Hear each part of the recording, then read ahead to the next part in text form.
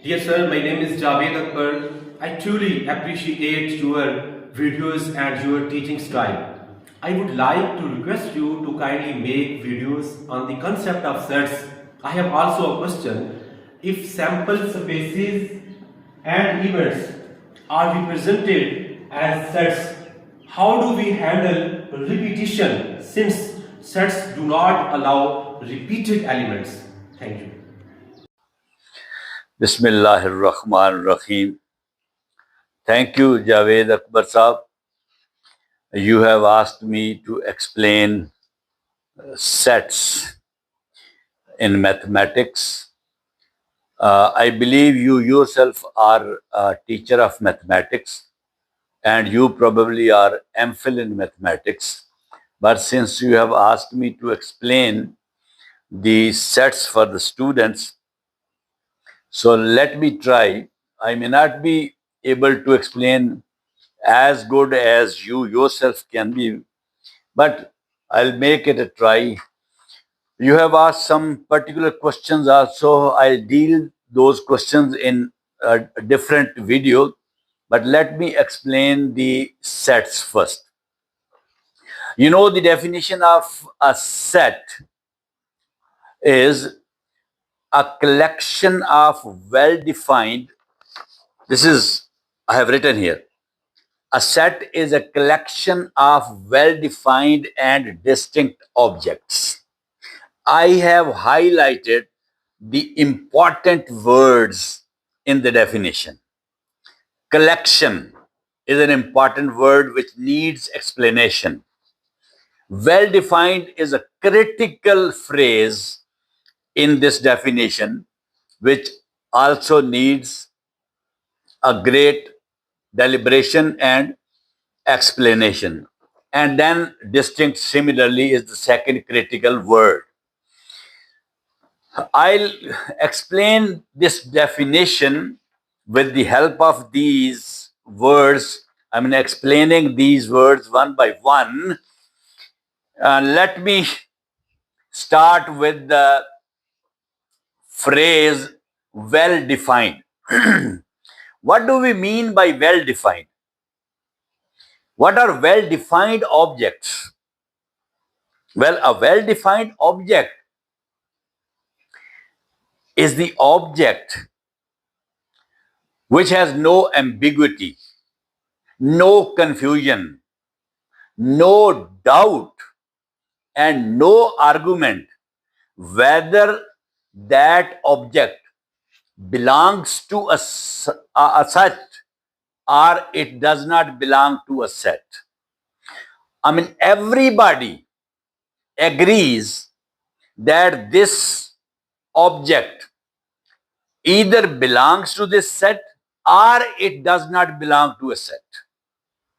For example, if we say a set of vowel letters of English alphabet, so that is A, E, I, O, U. No confusion, no ambiguity, no doubt, no difference of opinion among the mathematicians, among the people. Everybody knows that these 5 letters are vowels in English alphabet. So this is well defined. Similarly, if I say the set of even numbers between 1 and 10, everybody knows that even numbers between 1 and 10 are 2, 4, 6, 8. And if I say the set of the months of the year which have 31 days, so everybody knows January, March, May, July, August, October, and December. These are the months which have 31 days. So, set of months having 31 days. Clear, no ambiguity, well defined. Similarly, set of months which have 30 days. April, June, September and November. Set of first four letters of English alphabet. A, B, C, D. Is there any confusion? No confusion. And if I say set of traffic lights, so everybody knows there are three traffic lights: red, green, and yellow. So this is what we call well defined. But if I say a set of all tall people, is it a well defined set? No, it's not well defined, because for you, maybe tall people are those who have 6 feet height. For me, tall people could be 5 feet 11 inches. For somebody else, tall people are 6 feet and a half. So different people have different opinion about the tallness of the people. So that is not a well defined set. Similarly, if I say set of all beautiful flowers, all beautiful flowers. I have made a set of beautiful flowers, maybe rose, jasmine, petunia, and cassia. But somebody says, no, this is not a complete set of beautiful flowers. There are other beautiful flowers also. Or somebody might say that these flowers are not beautiful. So, set of beautiful flowers, it is ambiguous, vague. It's not well defined, not clear. Similarly, if I say, set of nice things. For example, I have made a set. In that set, I have included the elements goat, a beautiful goat, a flower, rose flower, a laptop or a mobile phone, a man, and digit 4. I have made this set. This is a set, and it is a proper set as per the definition of the set. So the members or the elements of the set do not necessarily be related to each other. ये भी set है. एक आपने उसमें एक शख्स डाल दिया है, एक गोट डाल दिया है, एक हैंड डाल दिया है, एक फ्लावर डाल दिया है, एक लैपटॉप डाल दिया है, और एक 4 आपने नंबर डाल दिया है, और वो सेट बन गया है. ठीक है, तो ये एक सेट है. अब अगर मैं इसको कहूं कि a set of nice things, a set of nice things, तो वेग टर्म है, एम्बिगुअस है. कोई भी बंदा आप कह सकता है कि यार ये जिनको तुम नाइस थिंग्स कह रहे हो, बकरी तो मेरे ख्याल में नाइस नहीं है. ठीक है, और ये बंदा जो तुमने डाला हुआ ये भी नाइस नहीं है. तो a set of nice things जो है वो वेग है, that is not well defined. Well defined वो है जो मैंने आपको बता दिए कि जो बड़ा क्लियर होता है. नेक्स्ट जो है डिस्टिंक्ट. अब व्हाट इज डिस्टिंक्ट? डिस्टिंक्ट ये होता है कि no repetition. The elements of a set are unique. They do not repeat. They cannot be written more than once inside the curly brackets. No. They can be written only once. So the repetition is forbidden in the definition of a set. You cannot repeat them. So this means distinct. Like if you write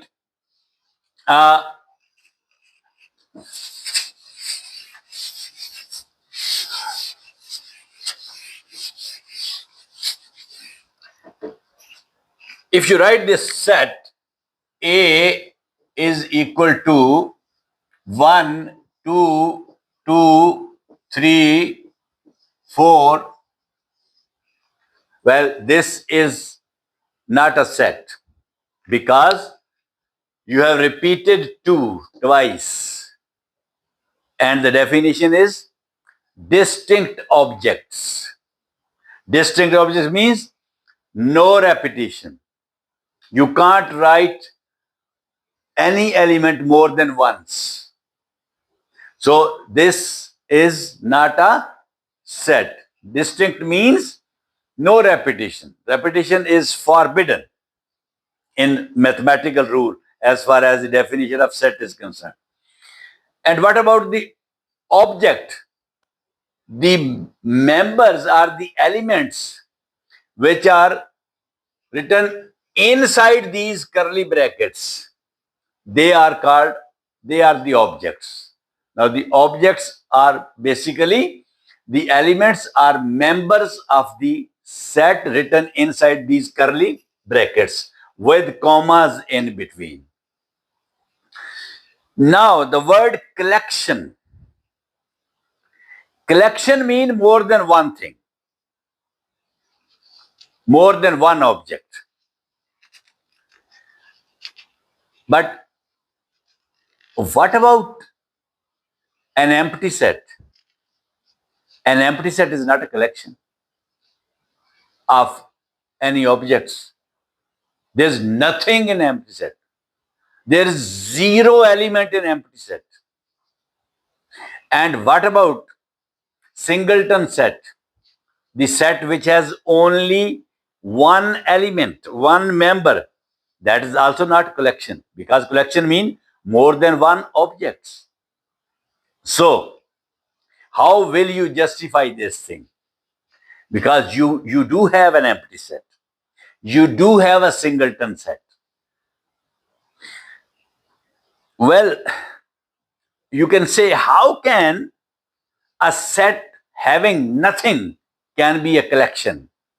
How can a set having just one element can be a collection, can be called a collection of objects? Well, in mathematics, words do not always keep everyday meaning. Remember, words do not keep everyday meaning. The words in mathematics are used to cover the whole system to make it consistent. Now, the word collection here basically is used as a general word. It covers the set as a whole. For example, if I take the example of this word number, once the number used to be the counting numbers 1, 2, 3, 4, 5, 6. I mean, you could ask for 2 apples from a fruit shop. But nowadays, 0 is also a number. -1, -2, -3 are also numbers. 1/4 is also a number. Square root of 2 is also a number. 3.1415 is also a number. But in earlier times, the numbers were only used to count things. Mathematics में number सिर्फ उनको कहते हैं जिनसे आप चीजें count कर सकते थे, मगर अब आप उनको भी नंबर कहते हैं जिनसे आप काउंट नहीं कर सकते. मसलन you can't ask for a 0 Apple from a fruit shop. आप उसको जा कह सकते हैं 0 एप्पल दे दें या -2 एप्पल दे दें. नो. तो मैथमेटिक्स में जो वर्ड्स होते हैं वो एवरीडे मीनिंग को रिप्रेजेंट नहीं कर रहे होते. वो एक जनरल मीनिंग के तौर पर मैथमेटिक्स में लिए जाते हैं. इसलिए ये लफ्ज कलेक्शन यहां पे आया है. तो I hope as far as definition is concerned, the viewers, the students and the teachers must be clear. Now the next subtopic of today's lecture is notation and symbols which are used in the sets. Now let me take them one by one. एक चीज तो आपने याद रखना कि sets जो हैं they are represented by capital letters. A से, बी से, सी से, कैपिटल लेटर्स से रिप्रेजेंट किया जाता है सेट्स को. एक दूसरा, सेट को हम करली ब्रैकेट से शो करते हैं. इसके अंदर करली ब्रैकेट के अंदर हम मेंबर्स लिखते हैं. तीसरा ये है कि हर एलिमेंट के बाद हम कॉमा डालते हैं. हर एलिमेंट मतलब 1, 2, 3 कॉमा डालते हैं. और अगर वो इनडेफिनिट मेंबर्स हों, मतलब सेट ऑफ नेचुरल नंबर्स, अब नेचुरल नंबर्स तो खत्म ही नहीं होते, तो अगर आपने वो लिखना हो तो फिर आप ऐसे लिखते हैं 1, 2, 3, 4 और 3 डॉट्स डाल देते हैं. ये 3 डॉट्स जो हैं ये इनडेफिनिट नंबर्स को जाहिर करते हैं, इनडेफिनिट मेंबर्स के. ये they keep going for ever. ठीक है. अच्छा जी, उसके बाद आप देखते हैं जी एक सेट में ये एक सिंबल ये आता है. Sorry, let me erase this first.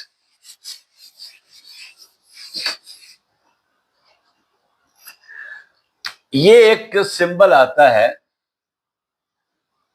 ये वाला. ठीक. इसका मतलब होता है एलिमेंट ऑफ. क्या है ये? एलिमेंट ऑफ या बिलोंग्स टू. Belongs to. ठीक है. और अगर मैं इसको ये करके और ऐसे काट दूं तो इसका मतलब है does not belong to, not an element of. ठीक है. अच्छा, एक ये आता है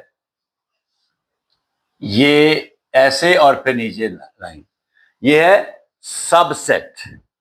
सिंबल ऑफ सबसेट. सबसेट का क्या मतलब है? इज ए सबसेट ऑफ किसी और सेट का, जिसमें इस एक सेट के सारे मेंबरान दूसरे सेट में हो तो वो उसका सबसेट होता है. ये हम पढ़ेंगे आगे. ठीक है.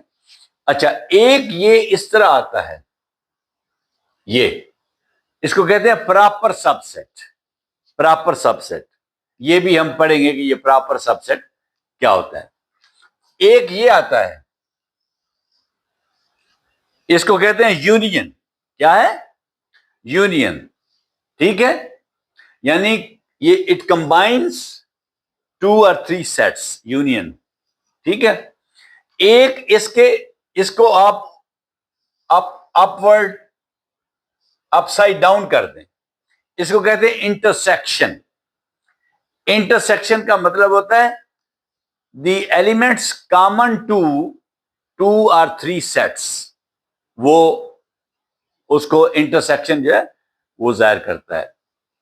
अच्छा, एक ये होता है ऐसे, या हम 2 करली ब्रैकेट्स में कुछ नहीं लिखते, इसको कहते हैं empty set. Empty set, no element in this set. ठीक है. इसके बाद एक यूनिवर्सल सेट होता है, उसको हम ये कैपिटल यू से ऐसे जाहिर कर देते हैं. This is universal set. Universal set. अच्छा, एक होता है कॉम्प्लीमेंट. कॉम्प्लीमेंट ये हम ए इस तरह साइन डाल के ना इसको कहते हैं ए प्राइम. ए प्राइम कॉम्प्लीमेंट. ठीक है. और इसको हम ऐसे भी लिख देते हैं, ए ऊपर स्मॉल सी यहां पे लिख देते हैं. Complement. Complement of a set का मतलब ये है कि everything not present in A. एक सेट ए होगा, हर वो मेंबर जो ए में नहीं है वो उसके कॉम्प्लीमेंट में है, इसमें है। ठीक।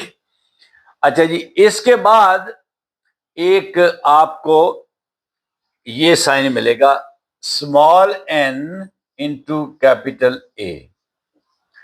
इसका मतलब ये होगा कि number of elements in set A, अगर सेट ए में 5 एलिमेंट्स हैं तो एन ए 5 होगा। ठीक है। तो ये कुछ सिंबल्स थे जो आपको हेल्प करेंगे जब आप सीखेंगे तो सेट्स लर्न करने में। अच्छा, अब हम नेक्स्ट टॉपिक जो है उस पे चलते हैं। Let me see what is the next. हाँ, next topic is method of describing a set. सेट को आप डिस्क्राइब कैसे करते हैं? How do you describe a set? एक है मेथड 1, उसको कहते हैं रोस्टर, ROSTER, रोस्टर मेथड। ठीक है जी। इसको टेबुलर मेथड भी कहते हैं, रोस्टर और टेबुलर मेथड। टेबुलर मेथड ये बड़ा सिंपल है। आप करली ब्रैकेट्स में लिस्ट आउट कर देते हैं all the elements. For example set ए, आप लिखना चाहते हैं इसमें कोई भी सेट, लाइक के कोई फ्रूट्स का सेट लिखना चाहते हैं, तो आप सारे मेंबर्स इसमें लिख देंगे। Apple, orange, mango. ठीक है, कोई और भी लिखना चाहते हैं तो लिख दें। तो आपने करली ब्रैकेट के अंदर सारे एलिमेंट्स के नाम लिख दिए। या फर्ज करें आप लिखना चाहते हैं कि set of all the quadrilaterals, quadrilaterals का सेट आप लिखना चाहते हैं। ठीक है, उसमें क्या क्वाड्रिलेटरल्स कितने हैं? 6 टाइप्स होते हैं ना। एक स्क्वायर है, स्क्वायर है, रोम्बस है, रेक्टेंगल है,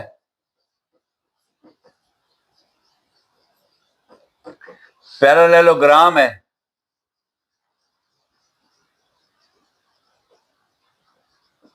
ट्रेपीजियम है,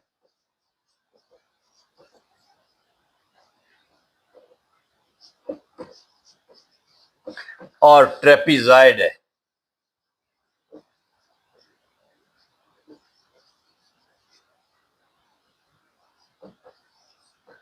ठीक है जी।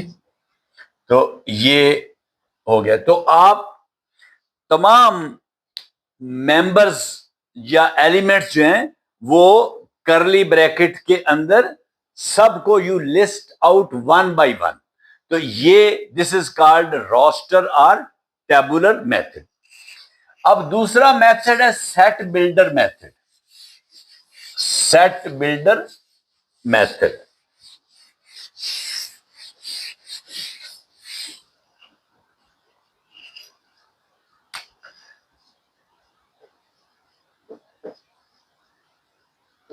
Set builder method.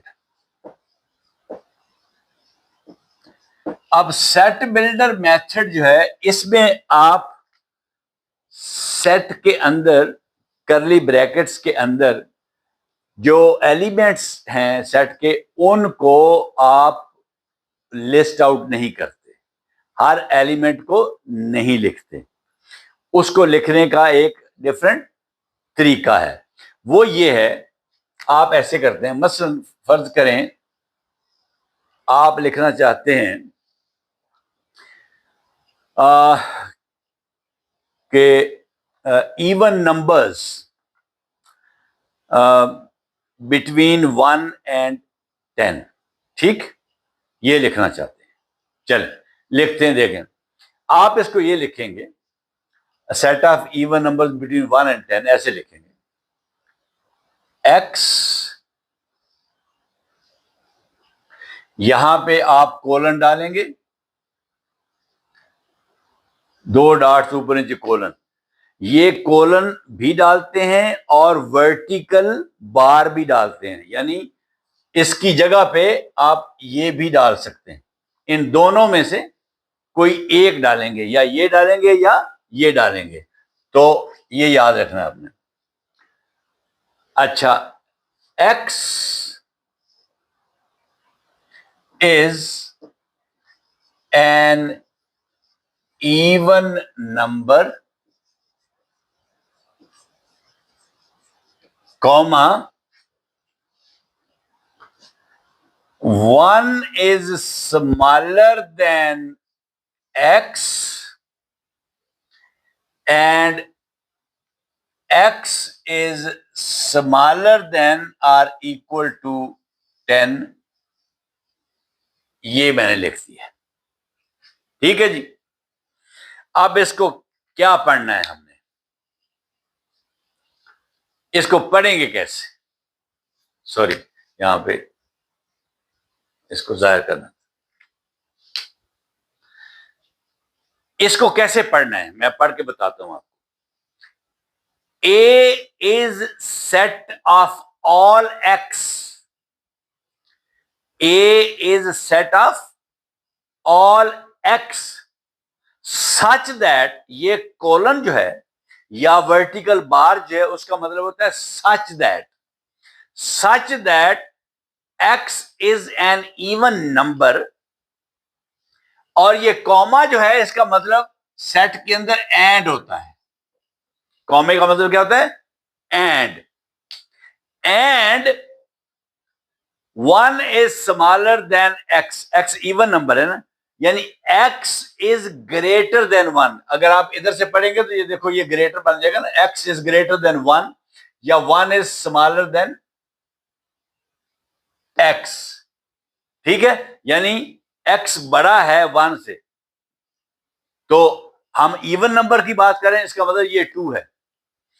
And x is smaller than or equal to 10, या ये 10 के बराबर है या 10 से छोटा है। हमने क्या कहा था कि a set of even numbers from 1 to 10, ठीक है, या between 1 and 10 इंक्लूसिव, यानी 10 को आप इंक्लूड करेंगे। अगर आप कहेंगे बिटवीन 1 and 10 तो फिर 2 से लेके 8 तक, 2 4 6 8, ये होगा बिटवीन 1 and 10। अगर आप कहेंगे फ्रॉम 1 to 10 तो फिर 10 भी उसमें इवन नंबर में शामिल हो जाएगा। या अगर आप कहेंगे बिटवीन 1 and 10 इंक्लूसिव तो फिर भी 10 शामिल हो जाएगा। ठीक है, तो इसको हमने दोबारा बताता हूं कि रीड कैसे करना है। ये सेट बिल्डर मेथड जो है इसको कैसे रीड करना है। हमने कहना है कि A is the set of all x, A is the set of all x such that x is an even number and 1 is smaller than x and x is smaller than or equal to 10। इसको set builder notation में हम इसको इस तरीके से पढ़ते हैं। ठीक है, अच्छा जी, नेक्स्ट चलते हैं। अगला तीसरा मेथड है जी वेन डायग्राम। ये वेन डायग्राम जो है, वेन डायग्राम मेथड,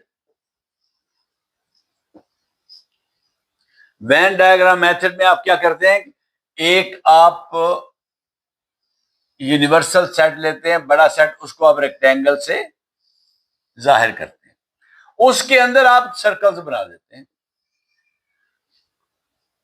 ठीक है जी, ये वेन डायग्राम है, इसको हम डिटेल से पढ़ेंगे। अभी सिर्फ मैंने आपको बताया है कि ये 3 मेथड्स हैं सेट जो है उसको डिस्क्राइब करने के, ठीक है। तो ये हम डिटेल से पढ़ेंगे, Venn diagram method.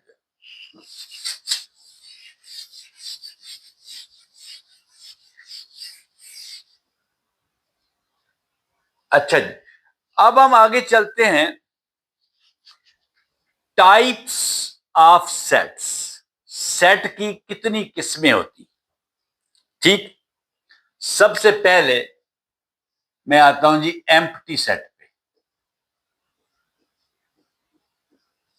Empty set, इसको मैंने पहले बताया कि इसको ऐसे शो करते हैं, फाई इसको कहते हैं, या इसको ऐसे भी शो करते हैं, खाली छोड़ देते हैं आप करली ब्रैकेट में, कोई भी एलिमेंट नहीं लिखते, तो इसको कहते हैं एम्प्टी सेट, खाली सेट, एम्प्टी सेट। इसको इससे भी शो करते हैं, इसको कहते हैं फाई। फाई क्या है? This is the 21st letter of Greek alphabet. जिस तरह इंग्लिश के अल्फाबेट है ना, ABC, और वो 26 हैं, तो ग्रीक अल्फाबेट भी है, ग्रीक जुबान जो है उसमें ये 21वां लफ्ज है फाई, ठीक है। तो फाई या इसको करली ब्रैकेट खाली छोड़ते हैं, इसको एम्प्टी सेट कहते हैं। यानी एम्प्टी सेट का मतलब there is nothing in the set. अच्छा, हमने पहले भी डिस्कस किया कि ये एम्प्टी सेट फिर इसकी क्या जरूरत है, लिखने की क्या जरूरत है, या if there is nothing in the set तो इसको लिखने की क्या जरूरत है, ठीक है। अच्छा, बाय द वे ये देखें, या ये बात आपने याद रखनी है,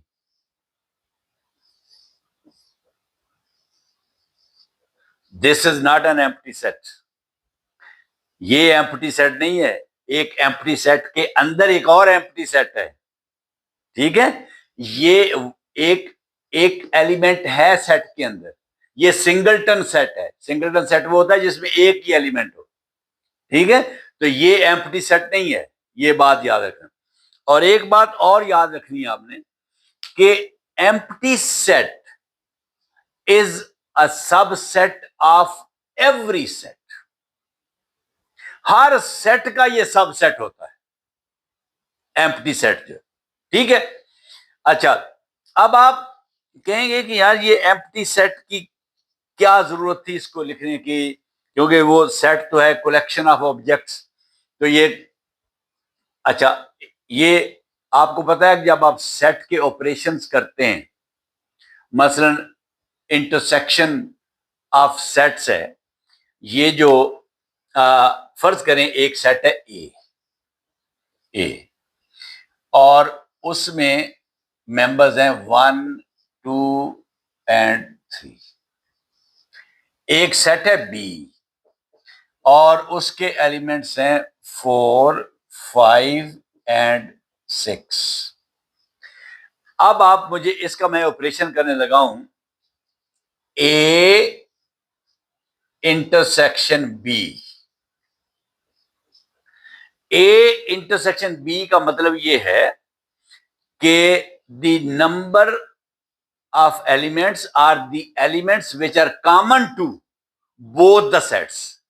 The elements which are common to A and B both the sets. इसमें और इसमें जो कॉमन एलिमेंट्स हैं वो है इंटरसेक्शन ए इंटरसेक्शन बी, ठीक है। अब आप बताएं इनमें कोई कॉमन है? 1 इसमें है, नो। 2 इसमें है, नो। 3 इसमें है, नो। इनमें तो कोई कॉमन नहीं है। अब जब कुछ सेट का आप ऑपरेशन करते हैं तो उसका जो रिजल्ट होता है वो भी सेट की शक्ल में ही लिखना होता है।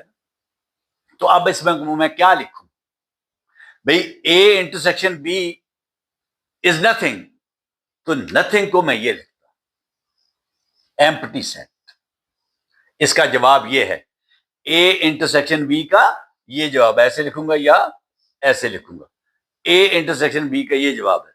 तो एम्प्टी सेट की इसलिए जरूरत पेश आती है। और भी हैं इसकी रीजंस, जस्टिफिकेशंस, वो मैं एक क्वेश्चन इसमें है कि एम्प्टी सेट की क्या जरूरत थी और क्या, जब मैं वो एक्सप्लेन करूंगा तो वो एक पूरा लेक्चर बनेगा कि एम्प्टी सेट की जस्टिफिकेशंस क्या हैं। बट मैंने आपको एक जस्टिफिकेशन बता दी है कि एम्प्टी सेट जो है उसकी जरूरत क्यों पेश आई, कि आपने इंटरसेक्शन लिखना है दो सेट्स का, जब दो सेट्स का इंटरसेक्शन लिखेंगे तो क्या लिखेंगे? ठीक है, जिसमें कोई एलिमेंट भी कॉमन नहीं है। ठीक है, अगर फर्ज करें कॉमन है फिर तो बात ही खत्म होगी ना। ये है सेट ए जो है, इसके मेंबर हैं 1 2 3, और जो सेट बी है इसके मेंबर्स हैं 3 4 एंड 5।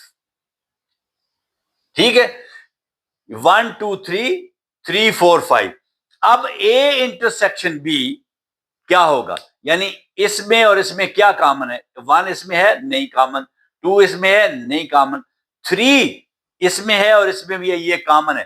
तो अब जो A intersection B is equal to, ये मैं सेट के अंदर 3 लिखूंगा, ये 3 कॉमन है, ये अब एम्प्टी सेट नहीं है। ठीक है, ये सिंगलटन सेट है। इसका रिजल्ट, तो रिजल्ट मुझे लिखना पड़ेगा। जब मैं ऑपरेशन करूंगा तो रिजल्ट लिखना पड़ेगा। तो यहां पे रिजल्ट एम्प्टी सेट है और यहां पे रिजल्ट क्या है? 3। ठीक है, तो इसलिए ये हो गया एम्प्टी सेट। और आपने याद रखना है कि empty set is a subset of every set. Her set का ये सबसेट होता है जो एम्प्टी सेट है। अच्छा जी, इसके बाद एम्प्टी सेट के बाद जो नेक्स्ट है नंबर 2, वो है फाइनाइट सेट। Finite set. अब finite word itself shows the description of this type of set. Finite mean the set which has limited number of elements, जिसमें limited number of elements होते हैं। मसलन अगर मेरे पास एक सेट है और मैं कहता हूं a set of first 4 natural numbers, first 4 natural numbers, तो ये है 1 2 3 एंड 4, ये फर्स्ट 4 नेचुरल नंबर्स। अब ये लिमिटेड नंबर्स है ना, इनको मैंने बता दिया है कि पहले 4 जो नेचुरल नंबर्स हैं उनका सेट, तो ये लिमिटेड, महदूद हैं, उनकी तादाद बता दी, इससे ज्यादा नहीं हो सकते, तो ये फाइनाइट सेट हो गया। या अगर मैं कहूं सेट ऑफ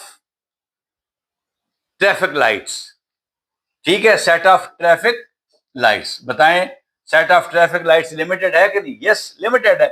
मसलन ग्रीन है जिस पे आप चल पड़ते हैं, रेड है जिस पे रुक जाते हैं, येलो जो है वो आपको बताती है कि अब आप रुकने वाले हैं या चलने वाले हैं। ठीक है, तो ये भी फाइनाइट टेस्ट सेट है।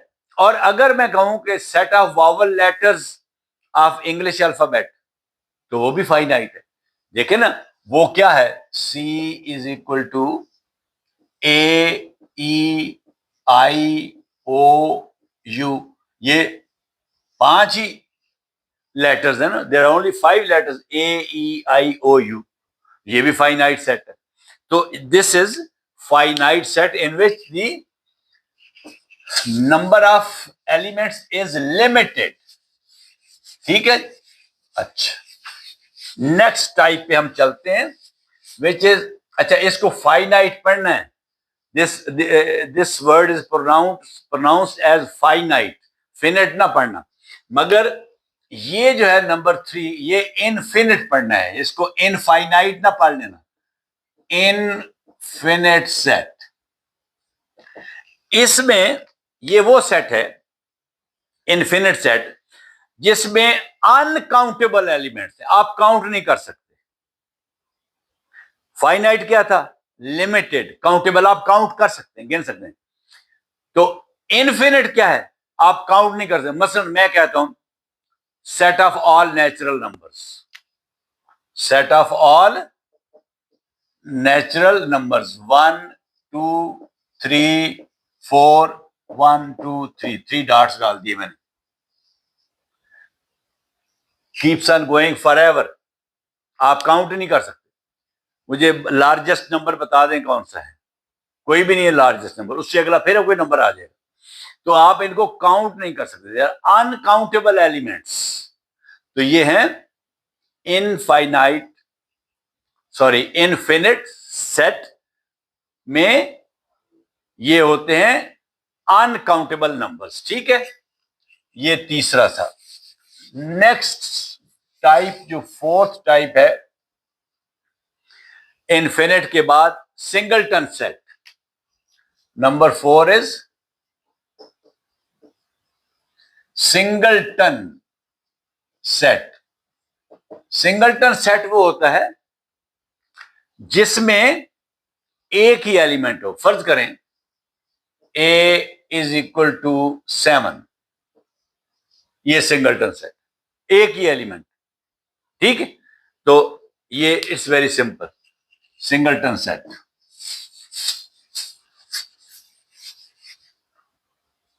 Next, number 5, equal sets.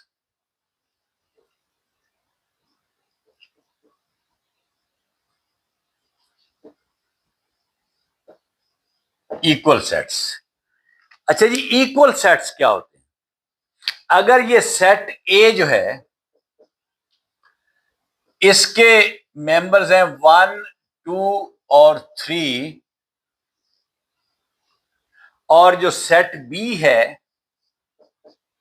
इसके एलिमेंट्स भी यही हैं 1, 2 एंड 3, तो they are called equal sets. A जो है वो बी का इक्वल सेट है, तो फिर आप इसको लिखेंगे ए is equal to be.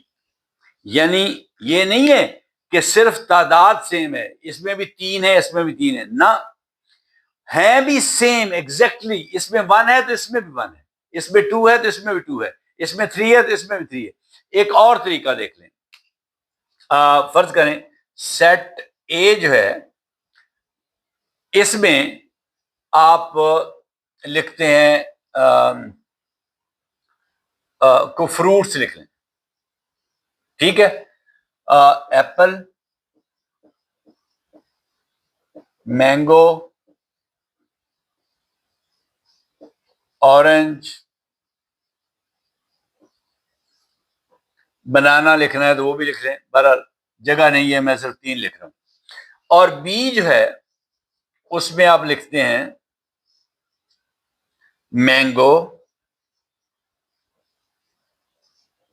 Orange, Apple,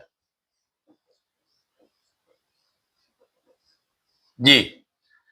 ए और बी, इसमें एप्पल है, यस, इसमें भी एप्पल है, इसमें मैंगो है, इसमें भी मैंगो है, इसमें ऑरेंज है, इसमें भी ऑरेंज है, ठीक है। तो ये इक्वल सेट्स हैं, यानी 3 members and 3 members and every member is the same in the second set, ठीक है। Every member in the first set is same in the second set, तो ये इक्वल हैं। अच्छा, ऑर्डर डज नॉट मैटर, ये ख्याल रखना है आपने। कहना है ये तरतीब, ये एप्पल मैंगो ऑरेंज है, ये मैंगो ऑरेंज एप्पल है, इससे फर्क नहीं पड़ता। मैं इसको 1, 2, 3 और इसको 3, 2, 1 लिख देता तो फिर भी ये इक्वल ही होना था, क्योंकि तरतीब से फर्क नहीं पड़ता, ठीक है। तो ये है इक्वल सेट्स। अच्छा, इसके बाद है इक्विवेलेंट सेट। इक्विवेलेंट सेट्स क्या होते हैं?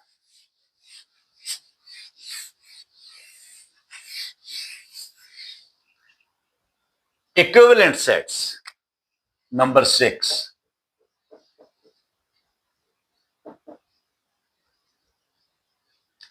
Equivalent sets.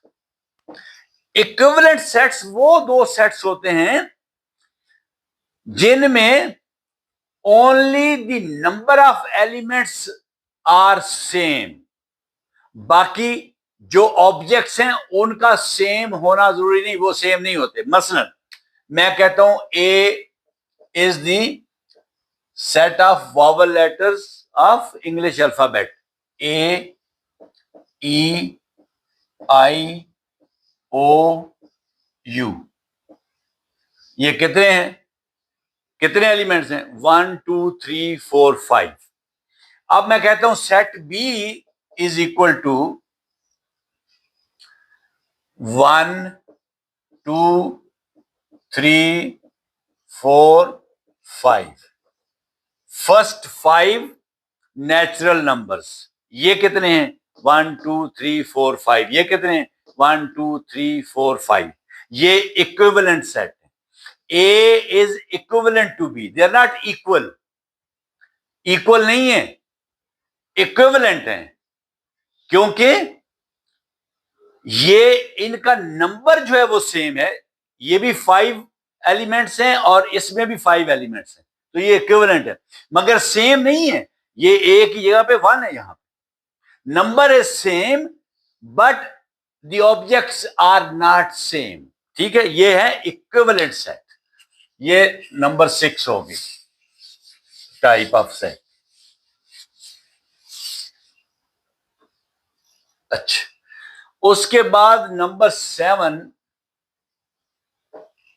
जी, हाँ नंबर 7 यूनिवर्सल सेट, वो मैंने आपको बताया था।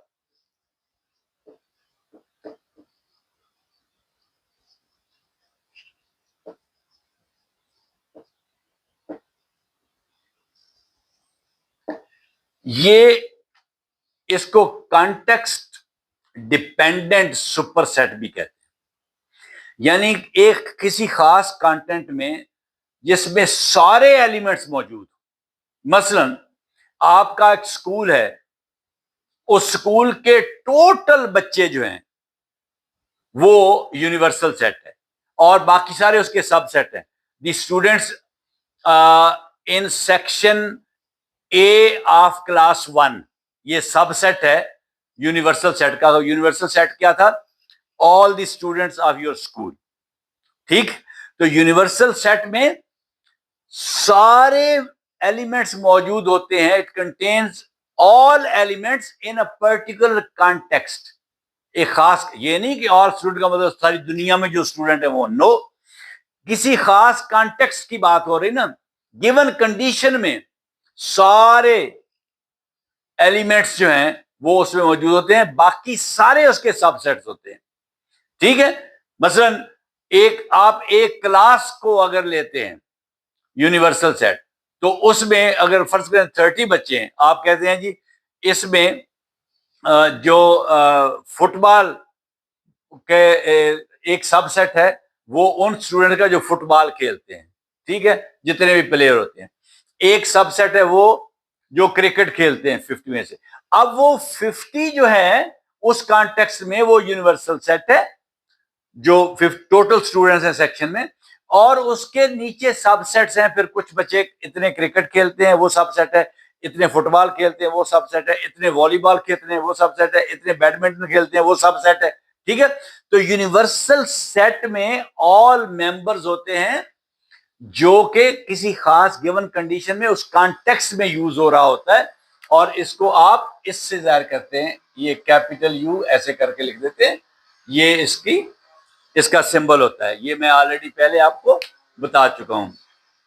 तो ये एक मास्टर सेट होता है, मास्टर सेट, और जिसमें सारे एलिमेंट्स होते हैं जो भी किसी गिवन कॉन्टेक्स्ट में होते हैं वो उसमें होते हैं। ठीक है, अगर हम देखें यूनिवर्सल सेट को कह देते हैं, फर्ज करें एक यूनिवर्सल सेट है, इसको हम कहते हैं जी कि 1 2 3 4 5 6 7 8 9 एंड 10। फर्ज करें ये यूनिवर्सल सेट है। अब ये यूनिवर्सल सेट जो है इसके अंदर सबसेट्स क्या क्या हो सकते हैं, set of all the odd numbers, set of all the even numbers, set of all the prime numbers, वो सारे इसके सबसेट हैं और ये यूनिवर्सल सेट है। यानी इस कॉन्टेक्स्ट में इसके 10 एलिमेंट्स हैं, ये सारा एक ऑल एलिमेंट्स इसमें 10 है और उसके आगे फिर सबसेट्स कई हैं। ठीक है, इसको कहते हैं यूनिवर्सल सेट।